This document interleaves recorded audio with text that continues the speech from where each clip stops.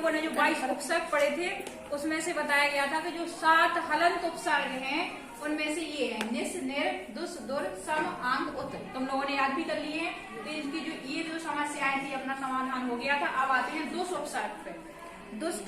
दुस का जो उदाहरण इसमें दिया गया है ये है दुष्प्रयोजन। अगर आपका परीक्षा में ये उदाहरण आता है दुष्प्रयोजन तो आपको कैसा ये दिखाई दे रहा है कि इसमें है कौन सा, ये वाला सा, ठीक है।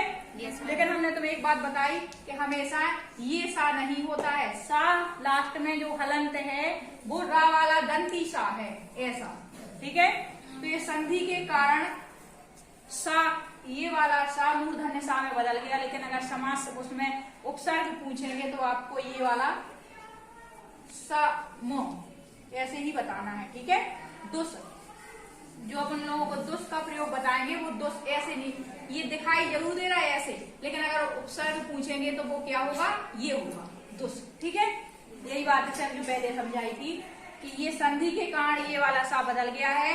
लेकिन अलग से अगर उपसर्ग लिखेंगे और शब्द लिखेंगे तो पहले लिखेंगे दुस, फिर आएगा प्रयोजन, ठीक है। तो आपको कौन सा उपसर्ग लगाना है, ये सा वाला दंती सा वाला हो जिसमें हलंत हो, ठीक है। हलंत है इसीलिए तो ये आधा सा आया है। अगर हलंत नहीं होता तो ये पूरा सा आ जाता। बात समझ में आ गई इतनी। ये इसमें बस थोड़ा सा कंफ्यूजन है, बाकी ये तो स्पष्ट ही है। दुस है तो दुस में तो दुस सा स्पष्ट दिखाई दे रहा है।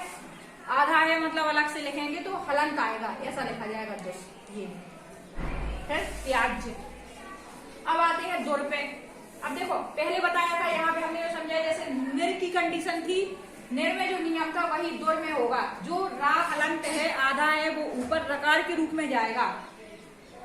तो जैसे दुर लगा है तो ये पूरा शब्द आपको दू उपसर्ग दिखाई दे रहा है, जैसे दू उपसर्ग हो। उसमें ऑप्शन में भी दू दे देंगे, हालांकि उसमें दू ऑप्शन कोई है नहीं है, उपसर्ग का नाम में दू कोई ऑप्शन नहीं है। लेकिन आप लोगों को समझना है कि ये दुर है, ये जो रकार है ला पे, ये रा के हलंत रा के रूप में ही ऊपर गई है, इसलिए दुर्लभा है और दुर्बोध्या है। तो दुर्बोध्या में जो ये जो रकार है ये दुर के रा की है, हलंत रा की ही है। तो अगर अलग अलग करने को बोलेंगे तो पहले अपन लोगों को लिखना है दुर धन बोध्या। बुरी तरह से ये बहुत कठिनाई से समझ में आने वाली जो चीज होती है उसे बोलते हैं दुर्बोध्य। ऐसी ये दुर्लभा जो कठिनता से मिले प्राप्त हो। लब मीस होता लब धातु होती है प्राप्त करने के अर्थ में। आगे अपन लोग जब धातु रूप पढ़ेंगे तो लब धातु का मतलब होता है प्राप्त करना। तो जो दुर्लभा बहुत मुश्किल से प्राप्त होने वाली चीजों से दुर्लभ बोलते हैं। दुर्बोध्य जो कठिनता से समझने वाला हो उसे दुर्बोध्य बोलते हैं। अब आते हैं सम उपसर्ग पे। सम का मा भी हलंत है। देखो हमने एक बात बताई थी, हमेशा सा जहां भी उपसर्गों में प्रयोग है वो दंतीय सा ही है। देखो सा, सम, ये वाला दंतीय सा, ये दंतीय सा, कहीं इसमें दूसरे सा तो नहीं प्रयोग हुए ना। तो अब कोई भी सा आ जाए, अगर उपसर्ग हो, सम हो या निस हो या दुस हो तो अपन लोगों को दंतीय सा बस ही लिखना है, ठीक है। और किसी दुनिया झंझट में नहीं पड़ना। अब हो गया सम तो संस्कार और संगच्छेद या संगच्छते, तो ये भी आपका सम उपसर्ग की ही उदाहरण है। अब आता है आंग उपसर्ग। इस पे थोड़ा अपन लोगों को ज्यादा ध्यान देना। क्यों देना है, क्योंकि ये उपसर्ग है आंग। वो आंग का अंगा, लास्ट में जो अंगा हलंत रहता है ये गायब हो जाता है या साइलेंट होता है, लुप्त हो जाता है जब इसका प्रयोग बनाते हैं। जैसे है आकंठम, कंठ तक या गले तक, गले के पर्यंत तक उदाहरण अर्थ होता है इसका। तो ये दिखाई हमें क्या दे रहा, बड़ा आ। उपसर्ग क्या लग रहा, बड़ा आ।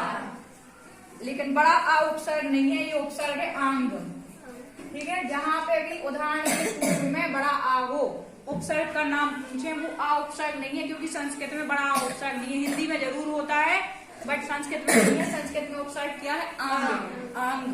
तो ये जो हमने पहले बताया है, अंगा खत्म हो जाता है या इसका लोप हो जाता है, केवल बड़ा आ ही शेष रहता है आंग उपसर्ग में। तो उसके जो समस्त पद उदाहरण वाला होगा, जैसे आकंठम, आजीवनम, आसमुद्रम, मतलब जीवन पर्यंत, समुद्र पर्यंत और गले के पर्यंत या गले तक, ये इसके उदाहरणों के अर्थ हैं।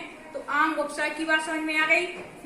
आंग उपसर्ग में अंगा नहीं रहेगा। जब उदाहरण होंगे तब अंगा नहीं, ना दिखेगा ना होगा, वो अपने आप उसका लोप हो जाएगा।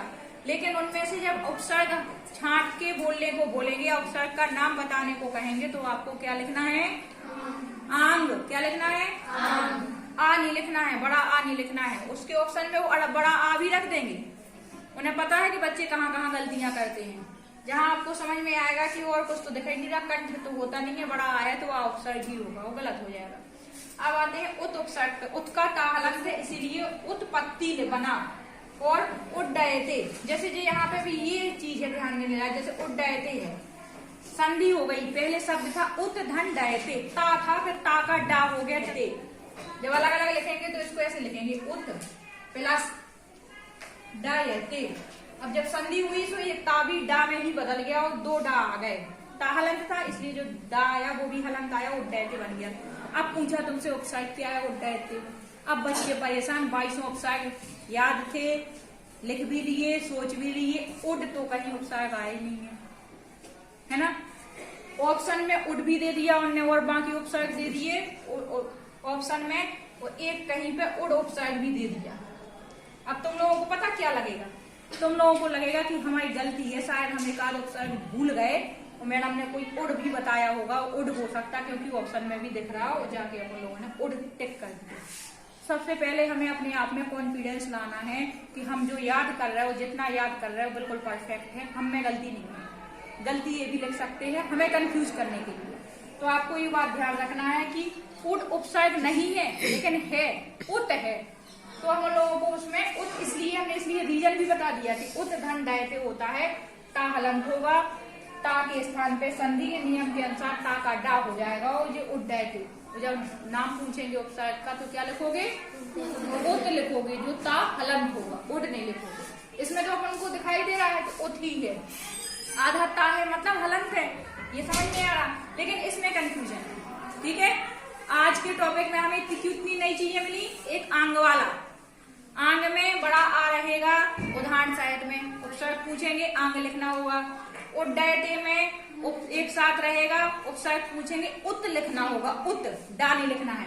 इसी प्रकार दो उपसर्ग है, इसमें दुर्लभा, ये रा वाला जो हलंत रा है, इसकी रफा ला पर चढ़ गई, शब्द है दुर्धन लभा, ऐसी दुर्धन बोध्या। और दुष्प्रयोजन, इसका भी ऐसी ही परिवर्तन हुआ है, जैसे डा का डा हो गया, ऐसे वाले सा भी इसमें बदल गया। और नाम जब पूछेंगे तब ये वाला बताना पड़ेगा कि दंती सा वाला दुष् उपसर्ग। ठीक है, आगे बात सुनिए।